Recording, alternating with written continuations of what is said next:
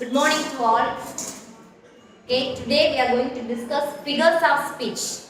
The figures of speech கேள்விப்பட்டுட்டே இருப்பீங்க. In 9th standardல அதிகமா இத பத்தி நம்ம இதனுடைய யூசேஜ் அதிகமா இருக்கும். Figures of speech அப்படினா என்ன? The figures of speechக்கு இன்னொரு நேம் நம்ம அடிக்கடி क्वेश्चन பேப்பர்ல எல்லாம் யூஸ் பண்ணிருக்கோம். என்னது? Figures of speech. Poetic device ன்னு சொல்லுவோம். Poetic device. அதாவது அணிநயம் பாராட்டல்னு தமிழ்ல பார்த்திருப்பீங்க. தமிழ்ல அணி ஒரு செய்யுள்ள என்ன சில வகையான அணிகள் அதுல பயின்று வரும். புலவர் சில டெக்னிக்ஸ் அதுல என்ன பண்ணிருப்பாங்க, யூஸ் பண்ணிருப்பாங்க. அதே மாதிரி poet என்ன பண்ணிருப்பாங்க, ஒரு poem கன்ஸ்ட்ரக்ட் பண்ணும் பொழுது அதுல அவங்களுக்குன்னு சில ஸ்டைல்ஸ் ஃபாலோ பண்ணிருப்பாங்க. சில சமயங்கள்ல அந்த நரேஷன்ல தானாகவே அந்த poetic டிவைஸ் தான் எம்ப்ளாய் ஆகி வந்திருக்கும். இப்போ figures of speechல மேக்ஸிமம் நம்ம என்னென்ன பார்த்திருப்போம்? ஃபர்ஸ்ட் ஒன் என்ன பார்த்திருப்போம்? metaphor. next one personification. next one oxymoron. next one alliteration. metaphor சொல்லும் பொழுது என்ன சொல்லிடுவோம்? simile சொல்லிடுவோம். personification இதுதான் ஃபர்ஸ்ட் நம்ம poetic device ஸ்டார்ட் பண்ணும் பொழுதே முதல்ல எடுத்துக்க வேண்டியது என்னன்னா personification. அந்த personification அப்படி நம்ம சொல்லும் பொழுதே personify அதாவது மனிதர்களாக உருவகப்படுத்துதல், மனிதர்கள் நிலைக்கு அவர்களை பாராட்டுதல், அதாவது மனிதர்களுக்கு அடுத்த நிலையில், அதாவது அக்ரிணை பொருட்கள்னு சொல்லுவாங்க, உயர்த்திணை அக்ரிணைன்னு சொல்லுவாங்க. யாரெல்லாம் உயர்த்திணைன்னு சொல்லுவாங்க? மனிதர்களை மட்டும்தான் என்னவா சொல்லுவாங்க? உயர்த்திணைன்னு சொல்லுவாங்க. அதுக்கு அப்புறம் இருக்கக்கூடிய அனிமல்ஸ், பேர்ட்ஸ் இதெல்லாமே என்னன்னு சொல்லுவாங்க? உயிரற்ற பொருட்கள். இதெல்லாமே அக்ரிணைன்னு சொல்லுவாங்க. ஸோ இப்போ ஒரு மாடு வந்துச்சுன்னா மாடு வந்தது அப்படின்னு தான் நம்ம சொல்லுவோம். மாடு வந்தார் அப்படின்னு நம்ம சொல்ல மாட்டோம். இப்போ மாடு வந்தார் அப்படின்னு நம்ம சொல்றோம்னா அங்கே ஏதோ ஒன்று இம்ப்ளை பண்ணியிருக்கோம்னு அர்த்தம். யாரையோ ஒருத்தர் அங்கே நம்ம என்ன பண்றோம், ஏதோ ஒரு நையாண்டித்தனம் அங்கே இருக்குன்னு அர்த்தம். நம்மளுடைய கருத்தை அந்த இடத்துல வேற ஏதோ ஒரு வகையில எம்ப்ளாய் பண்ணி கொடுக்குறோம்னு அர்த்தம். ஸோ மாடு வந்ததுன்னு தான் சொல்லுவோம். பூனை பால் குடித்தது அப்படின்னு தான் சொல்லுவோம். அந்த குடித்தது அப்படிங்கிறது அக்ரிணைக்கே கொடுக்கக்கூடிய அந்த வழக்கு, அப்படிதான் இலக்கணம் இருக்கும். ஸோ இந்த ஃபிகர்ஸ் ஆஃப் ஸ்பீச்ல பர்சானிஃபை அப்படின்னு வந்ததுன்னா அது என்ன அர்த்தம்னா மனிதர்கள் அளவுக்கு அதற்கு கீழே உள்ள பொருட்களை உயர்த்தி பேசுதல். அதுதான் என்ன சொல்லுவாங்க? பர்சானிஃபை. அதுலேருந்து வரதான் பர்சானிஃபிகேஷன். இப்போ அது எல்லாமே நம்ம ஸ்டெப் பை ஸ்டெப்பாக பார்க்கலாம். இப்போ எக்ஸாம்பிளுக்கு ஃபர்ஸ்ட் நம்ம தேர்ட் போயத்துலேருந்து ஒன்று எடுத்துக்குவோம். நான் உங்களுக்கு கிளாரிஃபிகேஷன் ஈஸியாக கிடைக்குன்றதுக்காக எதில் இருக்குமோ அந்த லைன்ஸை மட்டும் இப்போ நம்ம யூஸ் பண்ணிப்போம்.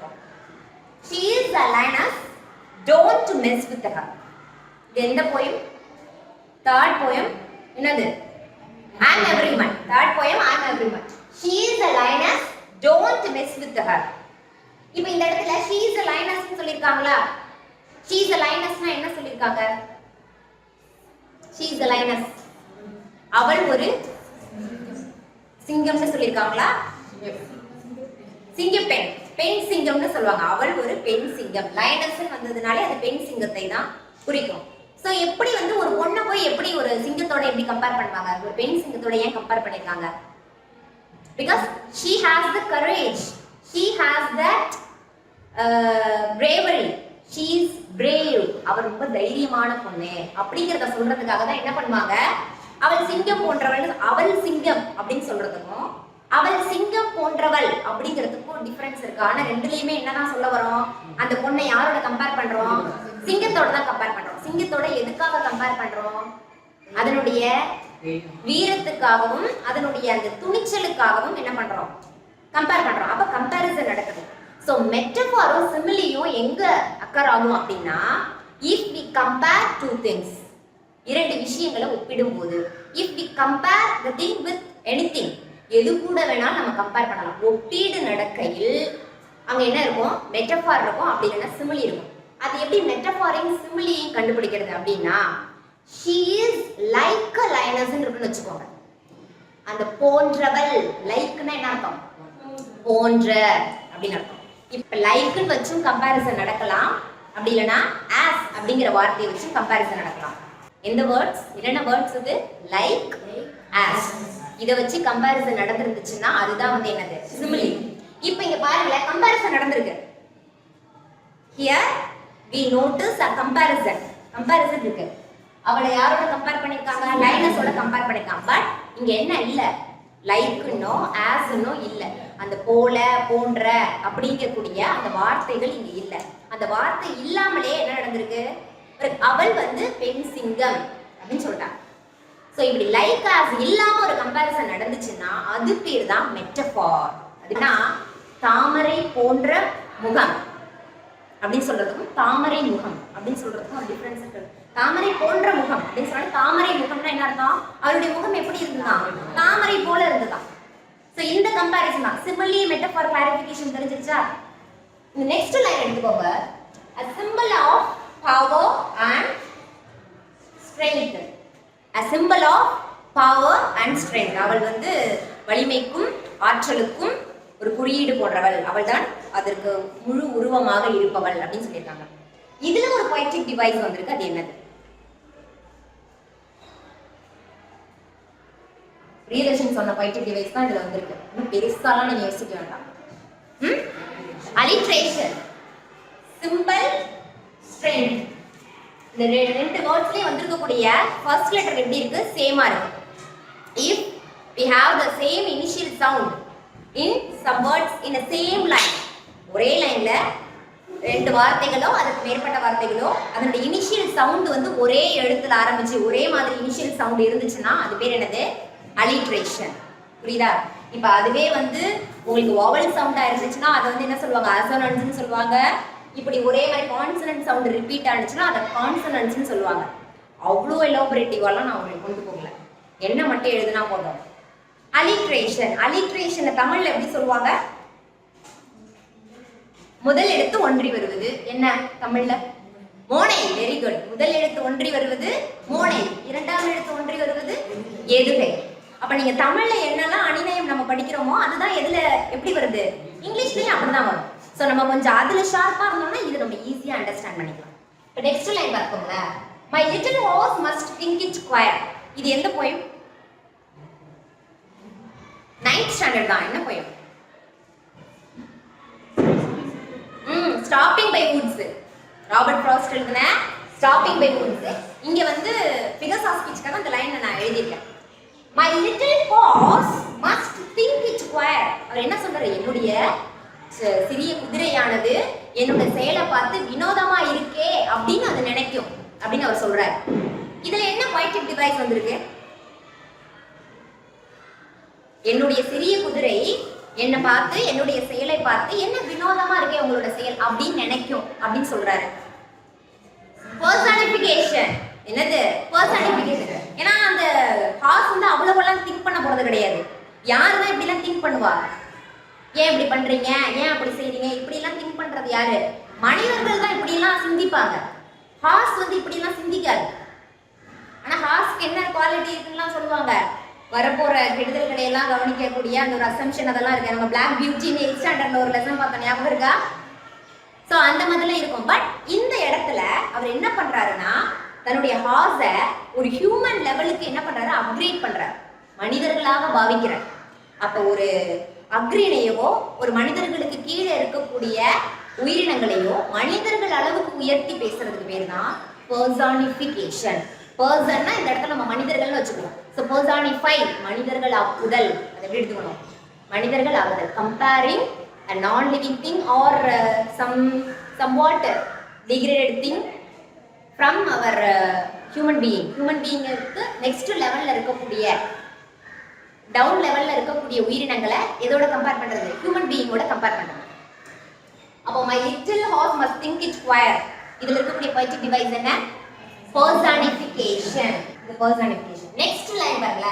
He gives his honest birds a shake. honestனா என்ன? அந்த கடிவாளம்னு சொல்லுவோம்ல, அவருடைய இதுல அங்க வந்து அதோட கழுத்துக்கு கீழே பெல் கட்டியிருப்பாங்களா இல்லையா ஹார்ஸ்க்கு, அதை வந்து ஒரு ஷேக் கொடுக்குதான். யாரு? அந்த ஹார்ஸ்.